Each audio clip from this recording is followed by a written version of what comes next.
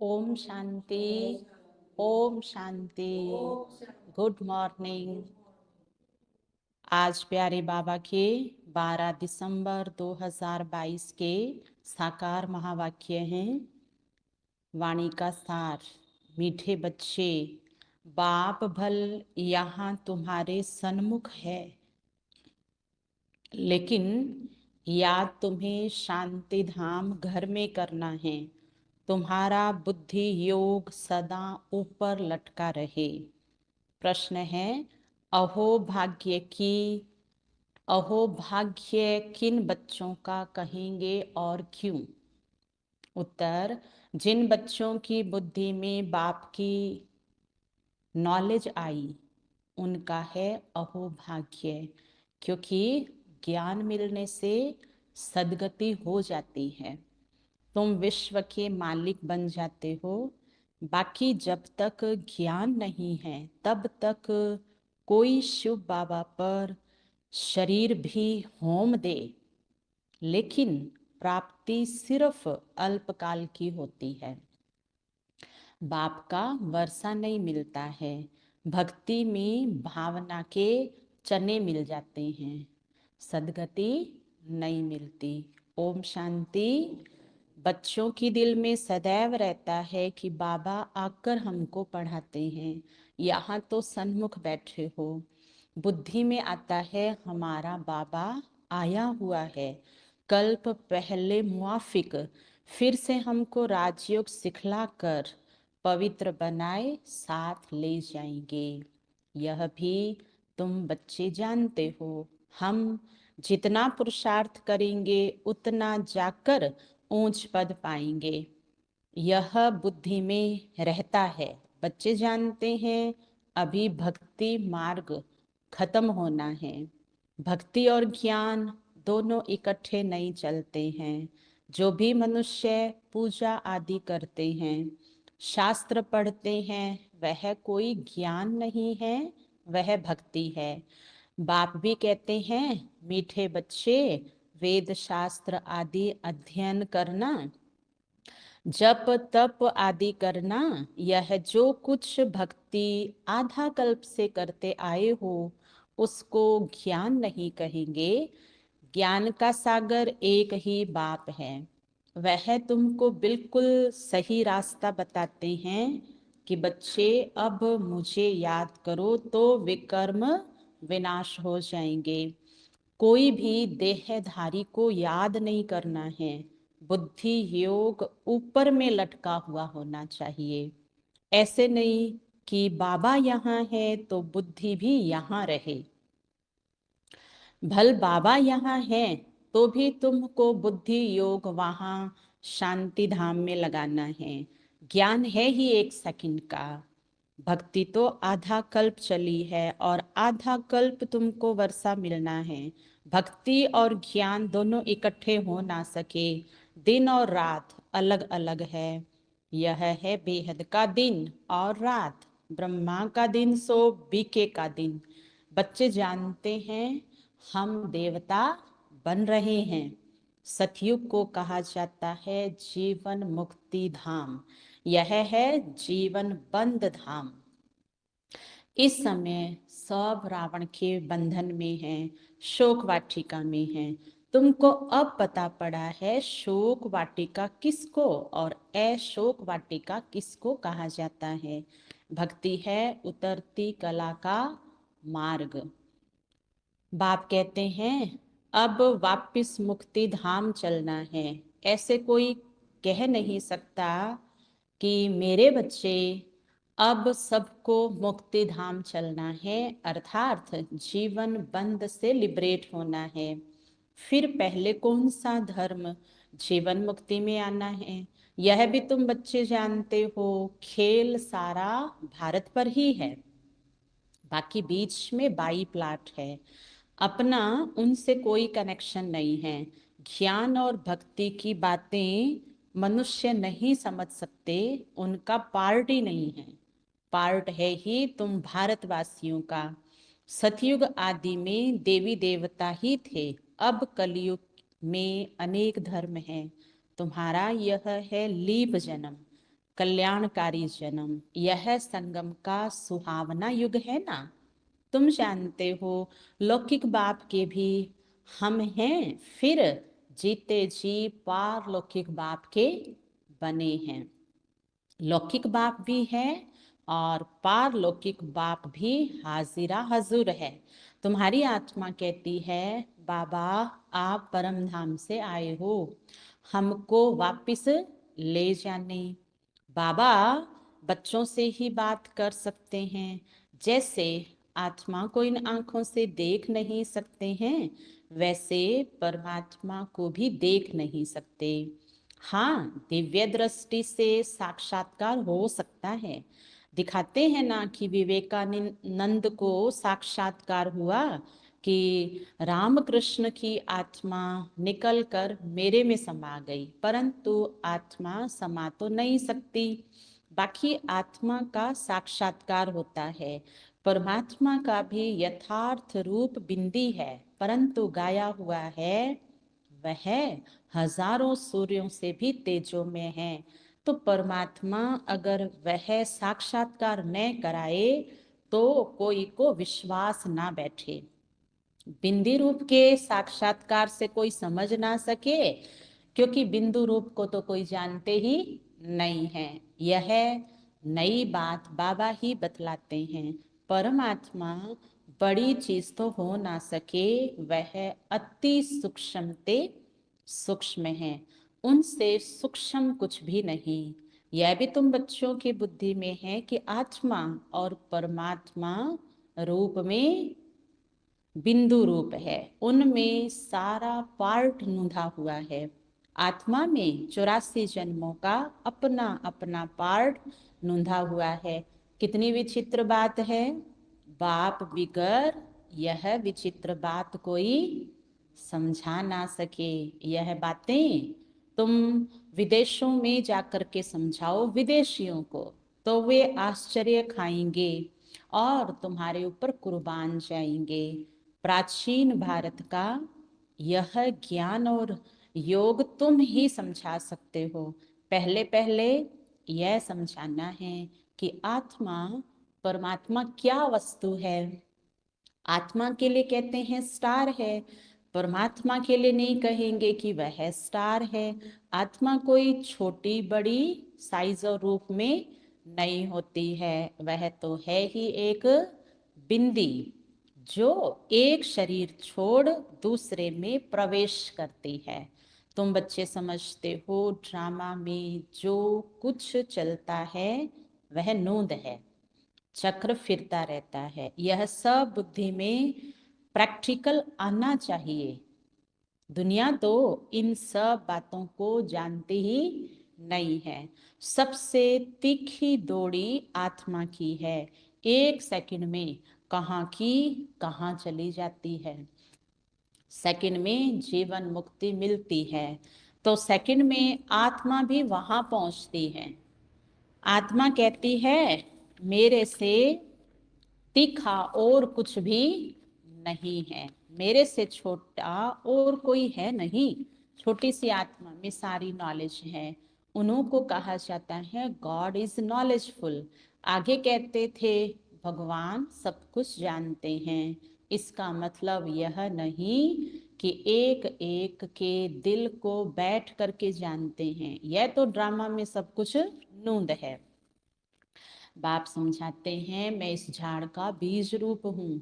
झाड़ का बीज अगर चैतन्य हो तो समझाए जड़ झाड़ कि मैं ऐसे धरती में रहता हूँ। गाया भी हुआ है ब्रह्मा द्वारा मनुष्य सृष्टि रचते हैं, बीज तो एक है ना। तुम आत्मा यहाँ शरीर धारण कर पार्ट बजाती हो। बाबा कैसे आकर प्रवेश करते हैं यह तुम बच्चों को अब मालूम पड़ा है। बाप आकर नॉलेज देते हैं। सदैव इस रथ में बैठा नहीं रहता है। बाप ने समझाया है जब झाड़ की जड़जड़ी भूत अवस्था होती है तब ही मैं आता हूँ।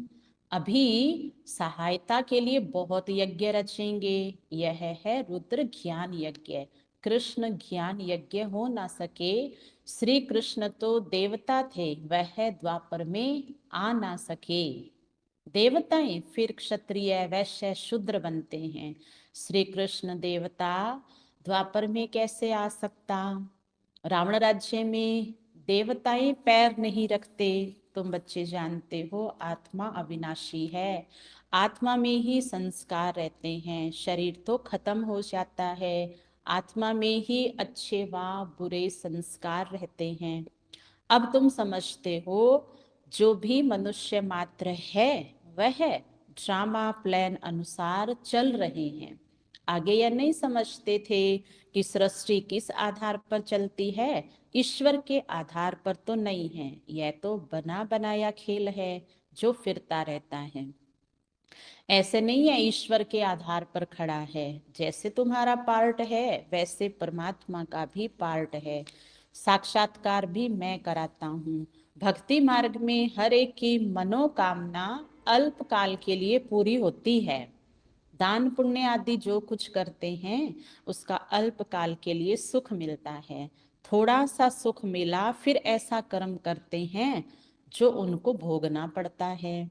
कहते हैं भावी के भोगरे भी अच्छे, भक्ति मार्ग में मेहनत करते हैं, मिलता क्या है, चने। शिव बाबा पर भल शरीर भी स्वाहा कर दो तो भी मिलते चने ही है भक्ति मार्ग में, वर्षा नहीं मिलता है। काशी कलवट खाने समय विकर्म भल नाश होंगे परंतु फिर शुरू हो जाएंगे। तो भावना के भूंगरे हुए ना, ज्ञान मार्ग में तुमको देखो कितना मिलता है, एकदम तुम विश्व के मालिक बन जाते हो। यह कोई की बुद्धि में अगर नॉलेज आ जाए तो अहोभाग्य, ज्ञान से सदगति होती है, इसको नॉलेज कहा जाता है। यह बाप के सिवाय कोई दे ना सके। शास्त्र कितने ढेर पढ़ते हैं, बहुत होशियार हो जाते हैं पढ़ते पढ़ते शास्त्र, फिर वह संस्कार अगले जन्मों में ले जाते हैं। अच्छा, शास्त्रों को पढ़ने से मिलता क्या है, भोंगरे और कुछ नहीं, थोड़ा सा मिलता है, नीचे गिरते ही आते हैं। समझो कोई राजा के घर में जन्म लेता है, वहां खुशी मनाते, भल वह राजकुमार बना तो सही परंतु तुम कहेंगे उनको चने मिले हैं। कहाँ हमको बाप विश्व का मालिक बनाए, बादशाही देते हैं। कहाँ वह चने कोई बहुत दान करते हैं, भल जाकर राजा के पास जन्म लिया तो भी तुम्हारी भेंट में भूंगरे है। तो अब राजाई पद का पुरुषार्थ करना चाहिए। लौकिक बाप भी बच्चों को देखकर बहुत खुश होते हैं। यह है बेहद का माँ बाप जिससे 21 जन्मों का सुख मिलता है। आजकल देखो दुनिया में दुख बढ़ता जा रहा है, दुख बढ़ता जा रहा है। यह बेहद का ड्रामा है जिसमें दुख सुख सब आता रहता है। अभी दुख धाम की अंत है। पारलौकिक बाप से बच्चों को क्या मिलता है, लौकिक पिता से क्या मिलता है, फर्क कितना है। यहाँ कर्मों अनुसार धरती पर कोई गरीब बनता है, कोई कैसा बनता है। वहाँ सतयुग में कम पैसे वाले, कम संपत्ति वाले गरीब भी सुखी रहते हैं, क्योंकि उस धाम का नाम है सुख धाम। यह है दुख धाम। सन्यासी लोग कहते हैं हमने घर बार छोड़ा है, पवित्र बने हैं। भारत को पवित्र रखने के लिए गवर्नमेंट भी इस वजह से उनका कितना मान रखती है, परंतु दुख धाम को सुख धाम बनाना ये बाप का काम है। सर्व को शांति धाम सुख धाम में ले जाना है, क्योंकि ये तो अब सारी दुनिया का सवाल है। भारत जब श्रेष्ठाचारी था तब यहाँ देवताएं थे। बाबा ऐसे ऐसे निबंध लिखने के लिए देते हैं और युक्ति से उसमें लिखना चाहिए कि कैसे देवताएं 84 जन्मों का चक्र लगाकर आए हैं, फिर मनुष्य से देवता बनने। अच्छा, मनुष्य से देवता बाप ही बनाएंगे, और कोई की ताकत है नहीं। सन्यासियों से भारत को कुछ फायदा है, वो पवित्र रहते हैं। आगे तो रचता रचना के लिए कहते थे बेअंत है, हम नहीं जानते हैं। अभी तो कह देते हैं हम भगवान हैं। तत्व को याद करने से विकर्म विनाश नहीं होंगे। बाप के महावाक्य है, मामेकम याद करो तो तुम्हारे विकर्म विनाश होंगे। पतित पावन मैं हूँ, सारी दुनिया को आकर पावन बनाता हूँ। सारे भंबोर को आग लगनी है। सारी दुनिया अज्ञान निंद्रा में सोई हुई है। ड्रामा प्लान अनुसार सारी दुनिया नास्तिक है। बाबा कहते हैं मैं आकर सबको आस्तिक बनाता हूँ। अभी जो बिल्कुल तमो प्रधान बने हैं वो अपने को भगवान कह देते हैं। तुम तो इस सृष्टि चक्र के राज को जानने से चक्रवर्ती राजा बनते हो, महावीर बनते हो। तुमको तो प्रारब्ध में माल मिलते हैं। उनको क्या मिलता है? भक्ति मार्ग वाले इतनी मेहनत करते, उनको क्या मिलता है? हाँ, चने। आज बाबा कहते वो चनों के मालिक बनते हैं, थोड़ा मिलता है। तुम माया पर जीत पाते हो। स्वदर्शन चक्र तुम ब्राह्मणों को है। विष्णु के मंदिर को नर नारायण का मंदिर कहते हैं।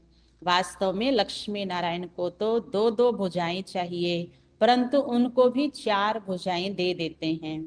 लक्ष्मी नारायण तो अलग ठहरे ना, अगर वह चार भुजाओं वाले हैं तो उनकी संतान भी तो चार भुजा वाली आती है। ऐसे तो है नहीं। देखो बाबा कितना अच्छी रीति समझाते हैं। अब तुम समझदार, मास्टर, नॉलेजफुल बन गए हो। पतितों को पावन बनाना है, अपने घर वालों को उठाना है, घर को भी मंदिर बनाना है। बच्चे कहते हैं बाबा फलाने की बुद्धि का ताला खोलो, इसको आप अपना बना लो। अब मैं सिर्फ यह काम करने के लिए बैठा हूं क्या? तुम तो ब्राह्मणिया हो, भू भू तुमको करनी है। ब्राह्मणों को सर्विस करनी है, पद भी तुमको पाना है। मैं निष्काम सेवाधारी हूं और कोई निष्काम हो नहीं सकता। मैं तुमको स्वर्ग का मालिक बनाता हूँ, मैं नहीं बनता हूँ। मकान भी तुम बच्चों के लिए बनाए हैं, मैं तो पुरानी कुटिया में बैठा हूँ। मेरे लिए पुराना मकान और पुराना शरीर है। शिव बाबा पुराने तन में रहता है, तो यह फिर कहाँ जाएगा? निष्काम सेवा एक बाप ही कर सकता है। तुम जानते हो बाबा से हम विश्व के मालिक बने का वर्षा लेते हैं, तो खुशी से झोली भरनी चाहिए। देखो ज्ञान कितना ऊंचा है। भक्ति में तो क्या क्या दान पुण्य जप तप आदि करना पड़ता है। सदगति दाता तो एक बाप है। बाप ने आकर ज्ञान घृत बुद्धि में डाला है। सतयुग में तो सबकी ज्योति जगी रहती है, परंतु वहां पर ज्ञान नहीं रहता है कि हम तमो प्रधान से सतो प्रधान बने हैं। वह है प्रारब्ध। नए सिर चक्र शुरू होता है, यह अनादि है। सूर्य निकलता है फिर जाता है, यह धरती का फेरा है। ऐसे नहीं कि ईश्वर फेरता है, कुदरत है। अच्छा, मीठे मीठे सिखिलदे बच्चों प्रति माता पिता बाप दादा का याद प्यार और गुड मॉर्निंग। रूहानी बाप की रूहानी बच्चों को नमस्ते।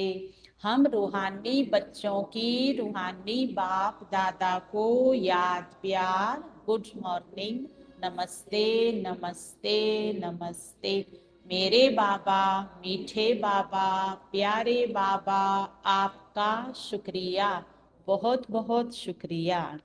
धारणा का सार, घर घर को मंदिर बनाना है, परिवार वालों की भी सेवा करनी है। ऊंचे ज्ञान का सिमरण कर खुशी से झोली भरनी है। किसी भी देहधारी को याद नहीं करना है। अपना बुद्धि योग ऊपर लटकाना है, सुहावने संगम युग पर जीते जी पारलौकिक बाप का बनना है। वरदान, यथार्थ सेवा द्वारा सेवा का प्रत्यक्ष फल खाने वाले मन बुद्धि से सदा तंदुरुस्त भव। यदि सेवा योग युक्त और यथार्थ है तो सेवा का फल खुशी, अतीन्द्रिय सुख, डबल लाइट की अनुभूति अथवा बाप के कोई न कोई गुणों की अनुभूति प्रत्यक्ष फल के रूप में जरूर होती है। और जो प्रत्यक्ष फल खाते हैं वह मन बुद्धि से सदा तंदुरुस्त रहते हैं। अगर कमजोर रहते हैं तो समझो ताजा प्रत्यक्ष फल नहीं खाते। प्रत्यक्ष फल सदा हेल्दी बनाता है, इसलिए आपका स्लोगन है एवर हेल्दी, एवर वेल्दी और एवर हैप्पी। स्लोगन है अपने हर कर्म द्वारा ब्रह्मा बाप के कर्म को प्रत्यक्ष करने वाले ही कर्म योगी है। अच्छा, ओम शांति।